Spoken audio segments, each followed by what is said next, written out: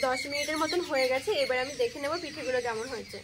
আতা পিঠে একেবারে পুরোপুরি তৈরি হয়ে গেছে। এইবার শুধু আতা ফলের মতন এইভাবে কিন্তু খুলে খুলে খেয়ে নিলেই কিন্তু হয়ে যাবে। নমস্কার বন্ধুরা, আজকে আমি একদম নতুন ধরনের একটা পিঠের রেসিপি নিয়ে এসেছি। পিঠেটা দেখতে এত সুন্দর আর খেতে এত মজা, কি বলবো। আপনারা যদি আমার মতন দেখে একবার বাড়িতে বানান, বাড়ির লোক খাওয়ার সময় কিন্তু 10 বার হলেও ঘুরিয়ে ঘুরিয়ে দেখবে যে এটা কিভাবে বানানো হয়েছে। বানানোটা একদম সহজ, একবার দেখলে যে কেউই বানাতে পারবে। তো পুরো ভিডিওটা দেখবেন, অনেক অনেক ভালো লাগবে। সবার প্রথম আমি পিঠের জন্য পুরটা রেডি করব। তো আমি একটা নারকেল নিয়েছি, নারকেলটাকে ছাড়িয়ে কুড়িয়ে নেব।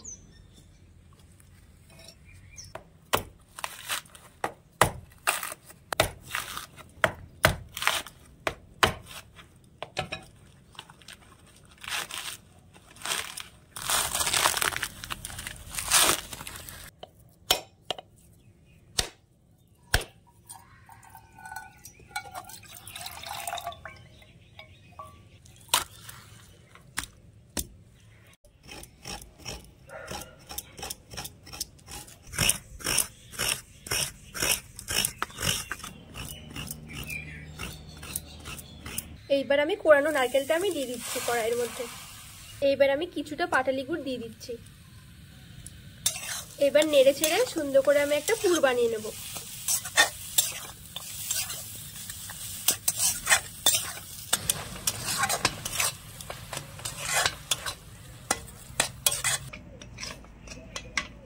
নারকেলের পুরটা হয়ে গেছে, এবার নারকেলের পুরটা আমি নামিয়ে নেব।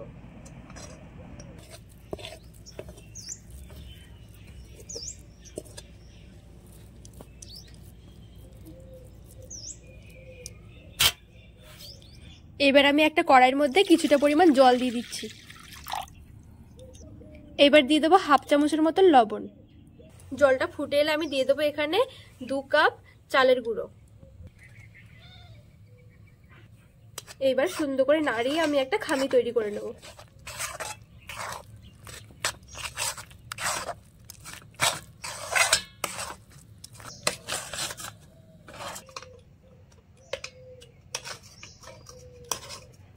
চালের গুঁড়ি দিয়ে আমি সুন্দর একটা খামি তৈরি করে নিয়েছি। এবার একটু নামিয়ে ঠান্ডা করে নেব।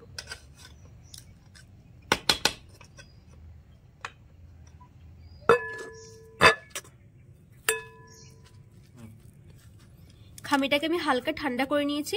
এবার কুসুম কুসুম গরম থাকা অবস্থা আমি সুন্দর করে মেখে একদম মসৃণ করে নেব।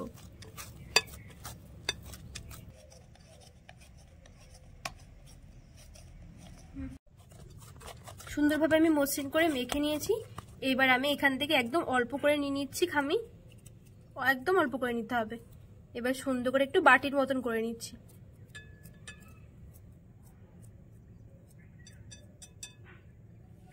এইবার এখান থেকে আমি একদম অল্প করে নারকেলের পুর নিয়ে নিচ্ছি। এই যে একদম অল্প করে নিতে হবে।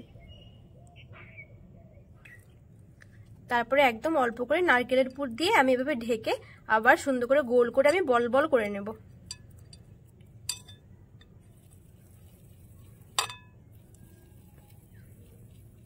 এই যে এভাবে এভাবে করে আমি প্রত্যেকটা বল বানিয়ে নেব, এরকম ছোট ছোট করে। সেম ভাবে আমি আরেকটা বানিয়ে দেখাচ্ছি। একদম অল্প করে খামিয়ে নিতে হবে। তারপরে একটু বাটির মতন করে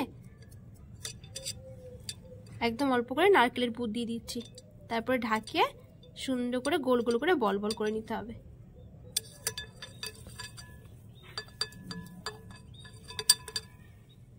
এই যে এভাবে করে আমি সবগুলো বল তৈরি করে নেব।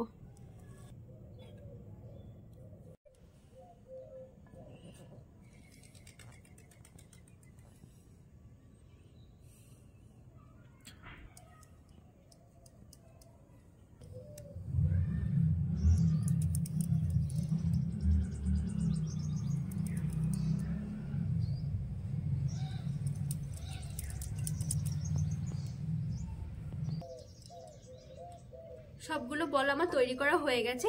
এবার আমি যেহেতু আতা পিঠে বানাবো, এবার আতা ফলের মতন শেপ তৈরি করে নেব। এবার আমি কয়েকটা বল হাতের মধ্যে নিয়ে নিচ্ছি।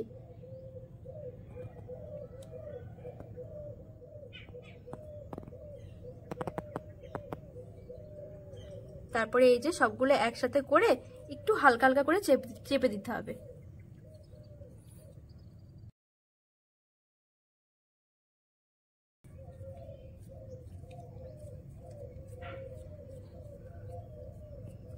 এই যে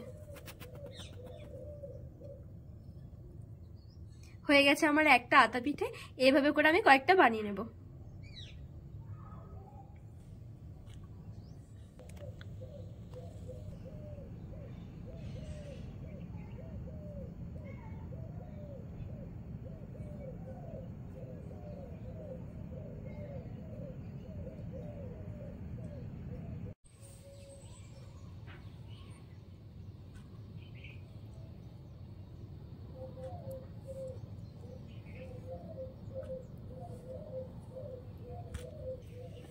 দেখুন আমি বানিয়ে নিয়েছি আতা ফল। এবার আতা ফলের যে গায়ের কালারটা সবুজ হয়, এবার আমি একটু হাতের মধ্যে সবুজ কালার নিয়ে নেব।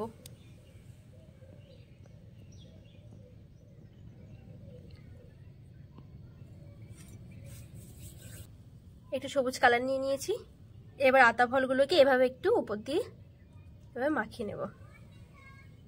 এখানে পুরো আতা ফলের মতন দেখতে লাগবে।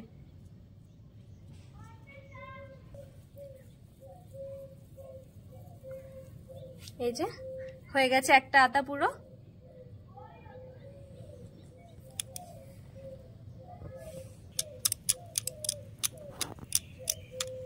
যার একটা আতা বানিয়ে নিয়েছি।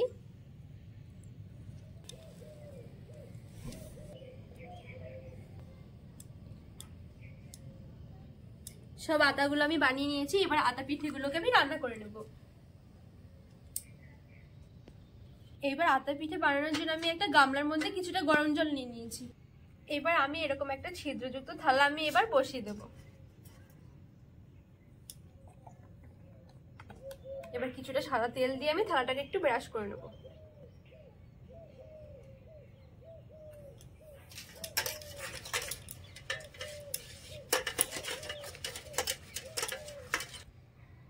এবার এই যে আতা পিঠেগুলো আমি এবার দিয়ে দেবো।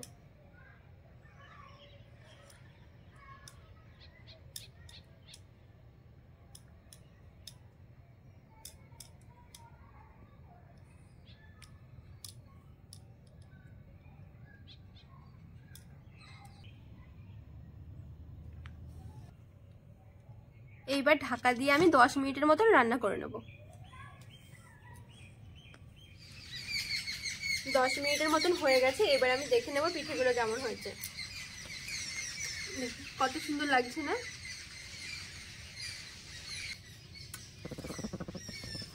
সবগুলো আতা পিঠা আমি নামিয়ে সুন্দরভাবে আমি ঠান্ডা করে নিয়েছি।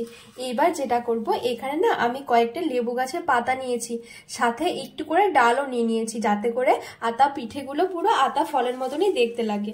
এইবার যেটা করব, এইভাবে একটা লেবু গাছের আমি পাতার ডাল নিয়ে নিয়েছি। এবার আস্তে করে এভাবে এক জায়গায় দিয়ে প্রেস করে ঢুকিয়ে দিচ্ছি।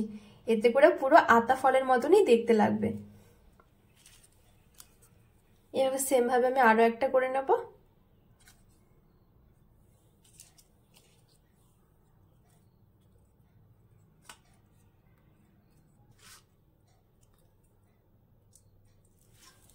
আতা পিঠে একেবারে পুরোপুরি তৈরি হয়ে গেছে। এইবার শুধু আতা ফলের মতন এইভাবে কিন্তু খুলে খুলে খেয়ে নিলে কিন্তু হয়ে যাবে।